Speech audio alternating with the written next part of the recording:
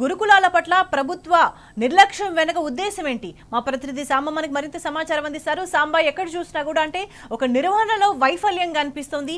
ఎన్ని సమస్యలు కనిపిస్తున్నా ఆ సమస్యలను పరిష్కరించడానికి ఒక్కొక్క దానికి సంబంధించి ఎక్కడ కూడా చర్యలు తీసుకునే దాఖలాలు అయితే కనిపించట్లేదు.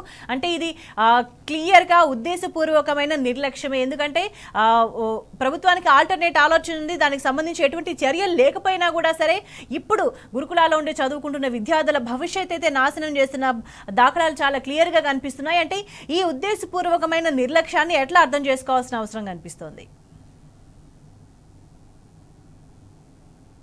కాంగ్రెస్ ప్రభుత్వ పాలన గత 11 నెలలు గడిచిపోయి 12 నెల పూర్తి కావాల్సిన నేపథ్యంలో సింగిల్ కామెంట్లో ఒక మాటలో చెప్పాలంటే ఆత్మస్తుతి పరనింద అన్నట్లుగా సాగుతుందని బయట చర్చ జరుగుతోంది. తమను తాము పొగుడుకోవటము, ప్రతిపక్షాల మీద రాళ్లేయటం తప్ప కాంగ్రెస్ ప్రభుత్వం గడిచిన ఏడాది కాలంలో సాధించినటువంటి ప్రగతి ఏమిటన్నది ఇవాళ ప్రజానికం చర్చిస్తుంది. ఈ ప్రజాపాలన పేరుతో చేస్తున్నటువంటి ప్రచారంలో కూడా ప్రజలు ఇదే అంశాన్ని నిలదీస్తూ అనేక సందర్భాలలో చేసినటువంటి వీడియోలు కూడా పెద్ద ఎత్తున వైరల్ అవుతున్నాయి. అనేక సమస్యలు రాష్ట్రంలో ఉన్నప్పటికీ కూడా ఆ సమస్యలన్నింటినీ కూడా వాటికి కారణం బీఆర్ఎస్ పార్టీ కావచ్చు, ప్రతిపక్షాలు మీద నెట్టేటువంటి ప్రయత్నం కాంగ్రెస్ పార్టీ చేస్తుంది, ఆ ప్రభుత్వం చేస్తుంది. ఆ పార్టీలో ఉన్నటువంటి నాయకులు కూడా ప్రతిపక్షాల మీద నెపం నెట్టి తప్పించుకునేటువంటి ప్రయత్నం జరుగుతున్నట్టుగా చాలా పెద్ద ఎత్తున ప్రజానికం చర్చించుకుంటుంది. ఎందుకంటే గడిచిన కొద్ది రోజులుగా చూస్తే ఏ అంశంలో అయినా సరే బీఆర్ఎస్ పార్టీ రెచ్చగొట్టిందనో, లేదా బీఆర్ఎస్ పార్టీ కుట్ర చేసిందనో, లేదా ఆ పలానా అంశం వెనుక బీఆర్ఎస్ పార్టీ హస్తం ఉందో అనేటువంటిది ప్రధానంగా ప్రభుత్వం చేస్తున్నటువంటి ఒక ఆరోపణ. ఎన్ని రోజులు ఈ రకమైనటువంటి ఎదురుదాడి చేసి తప్పించుకుంటారు, ఎదురుదాడి చేసి పాలనను తప్పించుకుంటారు అనేటువంటిది ఇప్పుడు ప్రజానికం ఆలోచిస్తుంది. ఎందుకంటే ప్రభుత్వంలో ఉన్నటువంటి పెద్దలు, అది ఏ పార్టీ అయినా, బీఆర్ఎస్ కావచ్చు, కాంగ్రెస్ కావచ్చు, బీజేపీ కావచ్చు, ఎవరైనా సరే ప్రభుత్వంలో ఉన్నటువంటి పార్టీకి కావచ్చు, నాయకత్వానికి కావచ్చు రాష్ట్రం మీద పట్టుండాలి, వ్యవస్థల మీద పట్టుండాలి, ఆయా వ్యవస్థల్లో జరుగుతున్నటువంటి కార్యక్రమాల మీద సమాచారం ఉండాలి అనేటువంటిది ప్రాథమిక సమాచారం. రాష్ట్రానికి ముఖ్యమంత్రిగా ఉన్న వ్యక్తి కావచ్చు, ఆయా శాఖలకు మంత్రులుగా వ్యవహరిస్తున్నటువంటి వ్యక్తులు, జిల్లాలకు ప్రాతినిధ్యం వహిస్తున్నటువంటి మంత్రుల దగ్గర కూడా పూర్తిసారి సమాచారం ఉండాల్సిన అవకాశం ఉంటుంది.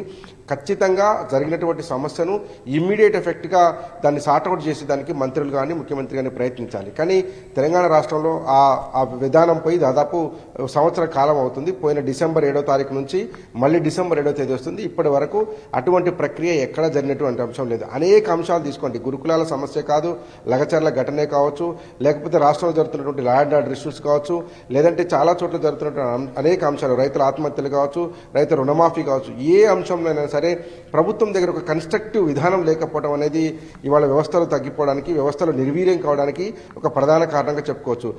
ఆ కన్స్ట్రక్టివ్ విధానం లేకపోవడమే ఇవాళ గురుకుల విద్య పూర్తిగా భ్రష్టు పట్టిపోయే విధంగా ప్రభుత్వం వ్యవహరిస్తుంది. ఎందుకంటే మండలానికి ఉన్నటువంటి ఒక గురుకులాన్ని తీసేసి, లేదా ఎస్సీ వెల్ఫేర్, ఎస్టీ వెల్ఫేర్, లేదా మైనారిటీ వెల్ఫేర్ పాఠశాలను తీసేసి నియోజకవర్గానికి ఒకటి పెట్టడంలోనే ఒక కుట్ర దాగి ఉంది. ఆయా వర్గాలకు సంబంధించినటువంటి విద్యార్థులను ఆ నాణ్యమైన విద్యకు దూరం చేసి యంగ్ ఇండియా పాఠశాలల పేరుతో ఒకే ఒక పాఠశాల 2500 మందితో పెడతామని చెప్పడంలోనే పెద్ద ఎత్తున కుట్ర ఉంది. అది నియోజకవర్గ కేంద్రంలో ఎక్కడ ఉంటుందో ఆ నియోజకవర్గ దాని పరిధిలో ఉన్నటువంటి వాళ్ళు మాత్రమే అక్కడికి వస్తారు తప్ప మిగతా వాళ్ళంతా విద్యకు దూరం అయ్యేటువంటి ప్రమాదం ఉంటుందని కూడా విద్యావేత్తలు, రిటైర్డ్ టీచర్లు ఆందోళన వ్యక్తం చేస్తున్నటువంటి పరిస్థితులలో మిగతా పిల్లల పరిస్థితి, మిగతా పిల్లలు ఎట్లా చదువుకోవాలి, ఎక్కడ చదువుకోవాలి, అండ్ ఇప్పుడు సిబ్బందికి సంబంధించి కూడా వీళ్ళంతా ఎక్కడికి పోవాలి, పరిస్థితి ఏమవుతుంది రేపటి నాడు? అగమ్యగోచరమైన పరిస్థితి. ఎందుకంటే ప్రభుత్వం దగ్గర సమాధానం చెప్పాల్సినటువంటి ప్రభుత్వమే ఎదురుదాడి చేస్తుంది. ఎక్కడ సమాధానం వెతుక్కోవాలో ప్రజలకు, అట్లాగే విద్యార్థుల తల్లిదండ్రులకు తెలవనటువంటి ఒక దుస్థితి తెలంగాణ రాష్ట్రంలో నెలకొని ఉందని చెప్పడం బయట చర్చ. ఎందుకంటే సమాధానం చెప్పాల్సినటువంటి ప్రభుత్వమే ఎదురుదాడి చేయడం అనేది ఎక్కడా లేదు. అట్లా ఇవాళ విద్యా వ్యవస్థ నిర్వీర్యం చేస్తే, ఈ మండలానికి ఉన్నటువంటి విద్యా స్కూల్ను తీసేస్తే, ఇప్పుడు ప్రాథమిక పాఠశాల జరుగుతున్నటువంటి నాన్ రెసిడెన్షియల్ పాఠశాల పరిస్థితులు కూడా ప్రమాదంలో పడేటువంటి ఒక ప్రమాదం ఉన్నది అనేది ఇప్పుడు నిపుణులు చెప్తున్నారు. విద్యార్థులకు సంబంధించినటువంటి తల్లిదండ్రులు అనుమానం వ్యక్తం చేస్తున్నారు. ముఖ్యంగా టీచర్లు, రిటైర్డ్ టీచర్లలో కూడా ఒక అనుమానం వ్యక్తం అవుతుంది. యంగ్ ఇండియా పాఠశాలలకు 2500 మంది విద్యార్థులు ఎక్కడి నుంచి సమీకరిస్తారు అంటే మళ్ళీ ఇదే నిర్వీర్యం చేసినటువంటి గురుకులాలలో ఉన్నటువంటి విద్యార్థులను అక్కడ తరలించాల్సి ఉంటుంది. లేదంటే ఆయా మండల పరిధిలో ఉన్నటువంటి ప్రాథమిక పాఠశాలలను, నాన్ రెసిడెన్షియల్ పాఠశాలను రద్దు చేసి ఆ విద్యార్థులను ఇక్కడికి తీసుకురావాల్సి ఉంటుంది. అంటే ఈ యంగ్ ఇండియా పాఠశాలల్లో రెసిడెన్షియల్, నాన్ రెసిడెన్షియలా, ఉంటే ఎంతమంది ఉంటారు, వాళ్ళకి భోజనం ఏంటి, వాళ్ళకు ఉండాల్సినటువంటి మౌలిక వసతులు ఏంటి, 500-600 మంది విద్యార్థులు ఉన్నటువంటి గురుకులాలలోనే ఇన్ని సమస్యలు వస్తున్నప్పుడు, ఇంత అపరిశుభ్రత రాజ్యం ఏలుతున్నప్పుడు, ఇన్ని సమస్యలు, ఇంత సిబ్బంది కొరత ఉన్నప్పుడు 2500 మందిని పెట్టి మెయింటైన్ చేయడం సాధ్యమేనా? ప్రైవేట్ కళాశాలలు చేస్తున్నటువంటి విధంగా ప్రభుత్వ రంగంలో జరుగుతుందా అనేటువంటిది ప్రభుత్వం చెప్పాల్సిన ఆస్కారం ఉంది. కానీ కొబ్బరికాయలు కొట్టి శంకుస్థాపన చేసి వెళ్ళిపోయినటువంటి ప్రభుత్వాలు ఇప్పటి వరకు ఎక్కడా కూడా దాని మీద ఒక ప్రకటన చేయకపోవడమే విద్యార్థులు కానీ తల్లిదండ్రులను ఆందోళనకు గురి చేస్తూ ఉంది. పిల్లలు తల్లిదండ్రులు వచ్చి తమను చూసేటువంటి ప్రయత్నం చేసినప్పుడు అన్నం బాగలేదు, పురుగుల అన్నం వస్తుంది, దురదలు లేస్తున్నాయి, చర్మ వ్యాధులు వస్తున్నాయి అనేటువంటిది తల్లిదండ్రులకు చెప్పుకొని ఏడుస్తున్నారు. ఏవే తల్లిదండ్రులైనా సరే, ముఖ్యంగా రెసిడెన్షియల్ పాఠశాల చదివేటువంటి పిల్లలు పేద బడుగు బలహీన వర్గాల పిల్లలు ఉంటారు. ఇంటికి తీసుకుపోతే 2 పూటల అన్నం పెట్టలేనటువంటి పరిస్థితిలో ఉన్నటువంటి తల్లిదండ్రుల పిల్లలు మాత్రం ఇక్కడ ఉంటారు. ఆ తల్లిదండ్రులకు పిల్లలు చెప్తున్నటువంటి బాధలు విని కన్నిటి పర్యంత అవడం తప్ప వెళ్ళి అడిగేటువంటి ధైర్యం కానీ స్వేచ్ఛ కానీ తల్లిదండ్రులకు ఉండదు. ఎందుకంటే ఏ పిల్లాడి తల్లిదండ్రులు అయితే వచ్చి వార్డెన్నో లేకపోతే అక్కడ ఉన్నటువంటి టీచర్నో ఇతర కాంట్రాక్ట్ సిబ్బందినో లేకపోతే ఆ భోజనం పెట్టే కాంట్రాక్టర్ నిలదీస్తే తమ పిల్లల్ని టార్గెట్ చేస్తారు, పిల్లల్ని ఇబ్బంది పెడతారు అనేటువంటి భయంతోనే తల్లిదండ్రులు కూడా మౌనంగా ఉండిపోతున్నారు. ఈ ప్రభుత్వాన్ని ప్రశ్నించలేకపోతున్నారు. రోజు రోజుకు దిగజారిపోతున్నటువంటి విలువలు కావచ్చు, రోజు రోజుకు దిగజారిపోతున్నటువంటి ఫుడ్ క్వాలిటీ కావచ్చు, ఇవన్నీ చూస్తూనే ఏమి చేయలేని ఒక అసహాయ స్థితిలోకి నిస్సహాయ స్థితిలోకి తల్లిదండ్రులు వెళ్ళిపోవడం అనేది ఈ రాష్ట్రానికి అంత శ్రేయస్కరం కాదు స్వేచ్ఛ. ఎందుకంటే మనం పిల్లలను బలంగా ఉంచితేనే ఈ బలమైన సమాజం వస్తుంది.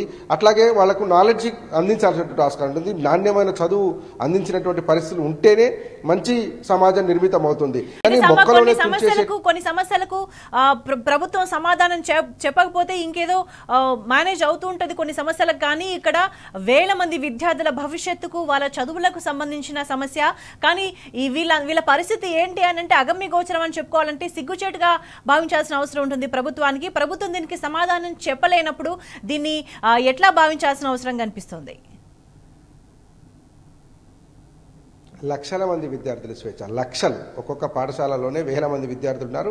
లక్షలాది మంది విద్యార్థులు ఇవాళ గురుకుల పాఠశాలలు కావచ్చు, గురుకుల కళాశాలలు కావచ్చు, మిగతా అనాథ ఆశ్రమాలలో కావచ్చు, చాలా చోట్ల ఆశ్రయం పొంది చదువుకుంటున్నారు. ప్రభుత్వం అంటే ఏ వర్గాల పిల్లలైతే ఇక్కడ చదువుకుంటున్నారో ఆ వర్గాలని విద్యకు దూరం చేసే కుట్రగా భావించాల్సిన అవసరం కనిపిస్తోందా?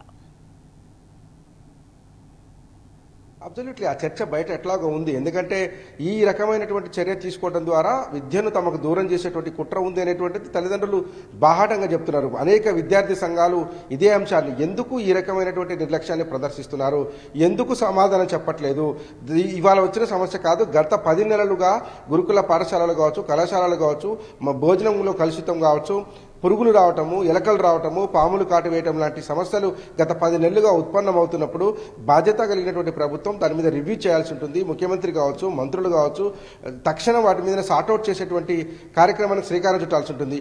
పిల్లలకు ధైర్యం కల్పించేందుకు ఎమ్మెల్యేలు, గతంలో ఎమ్మెల్యేలు వెళ్ళి ఆ హాస్టల్ నిద్ర చేసినటువంటి సందర్భాలు గతంలో చాలా సందర్భాల్లో ఉన్నాయి. కానీ ఇవాళ ఆ పరిస్థితులు లేవు. కేవలం ఎమ్మెల్యే అంటే ఏసీ కారులో రావాలి, అక్కడ దిగి కొబ్బరికాయ కొట్టి వెళ్ళిపోవాలనేటువంటి తీరులో వ్యవహరించడం కూడా సమస్య జటిలం కావడానికి, సమస్య పరిష్కారం కాకపోవడానికి కారణంగా చెప్పుకోవచ్చు.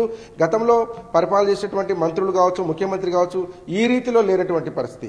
ఇప్పుడు కొత్తగా అధికారంలోకి వచ్చిన తర్వాత ప్రజా సమస్యలను తమ సమస్యలుగా భావించాల్సి ఉంటుంది. ప్రజలు ఏ సమస్య చెప్పినా దాని యొక్క మూలాన్ని వెతికి దాన్ని సార్ట్అవుట్ చేసే విధంగా ప్రభుత్వం ప్రయత్నించాలి. ప్రభుత్వం ప్రయత్నించకపోవడం వల్లే ఏ రకమైనటువంటి సమస్యలు వస్తున్నాయి. అవి పెరిగి పెద్దవయ్యి వ్యవస్థలను నిర్వీర్యం చేసే దిశగా పోతున్నట్టుగా కనపడుతుందని విద్యావేత్తలు చెప్తున్నారు. ముఖ్యంగా విద్యారంగంలో జరుగుతున్నటువంటి కుట్రలు కావచ్చు, విద్యారంగంలో జరుగుతున్నటువంటి అనేక సమస్యలు కావచ్చు, ఇక్కడ గురుకులాల్లో అట్లా ప్రైవేట్ ప్రాథమిక పాఠశాలలో జరుగుతున్నటువంటి తంతు ఈ రకంగా ఉంటే ఇంటర్ డిగ్రీ ఇంజనీరింగ్ కళాశాలల్లో ఇప్పటివరకు ఫీజులు చెల్లించినటువంటి పరిస్థితి కనపడుతుంది. అక్కడ కూడా ఫీజులు చెల్లించిన తెల్ల రేషన్ కార్డుతోని ఫీజు రియంబర్స్మెంట్ పథకానికి అర్హులైనటువంటి విద్యార్థులు మాత్రమే అక్కడికి వెళ్ళి ఇంటరో డిగ్రీయో లేకపోతే ఇంజనీరింగ్ కళాశాలలో చదువుకుంటారు. చదువుకొని బయటకు వచ్చినటువంటి విద్యార్థులకు సర్టిఫికెట్లు రానటువంటి పరిస్థితులు కనపడుతున్నాయి.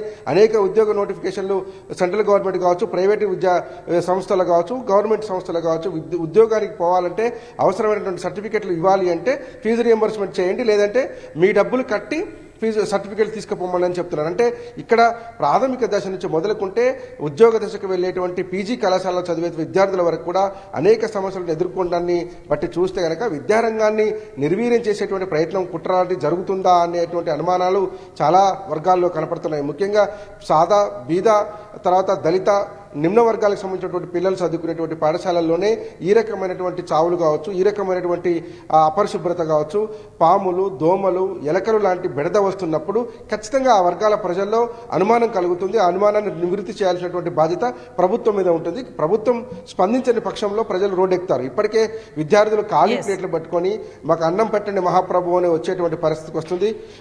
ఆ నేపథ్యం నుంచి అన్నం తింటే చనిపోయేటువంటి పరిస్థితుల నుంచి గట్టెక్కాలని విద్యార్థి లోకం కోరుకుంటుంది. తల్లిదండ్రులు కూడా డిమాండ్ చేస్తున్నారు. మరి ప్రభుత్వం ఎట్లా రియాక్ట్ అవుతుందో అనేటువంటి విషయాన్ని చూడాల్సింది.